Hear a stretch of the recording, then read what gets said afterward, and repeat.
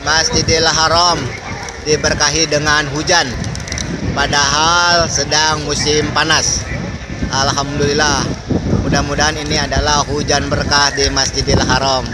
Ini adalah hari terakhir Abi di kota Mekah Al-Mukarramah di Masjidil Haram.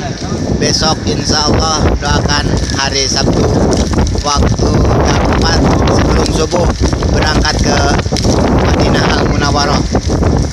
Alhamdulillah, rangkaian haji rukunnya sudah beres, wajibnya sudah beres, dan sunnah-sunnahnya alhamdulillah sudah dilaksanakan, dan akan ziarah ke Rasulullah SAW. Alhamdulillah, ini keberkahan bagi kami bisa melihat dan menyaksikan hujan di Masjidil Haram di Mekah Al-Mukarramah. Amin ya Allah ya Rabbal Alamin.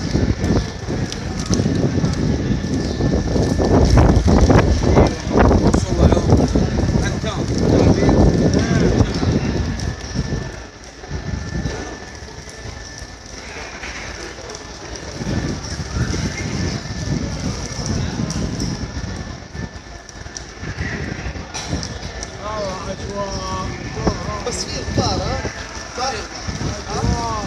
هذا مصدر حكت عنه. والله ذكرني بابليك.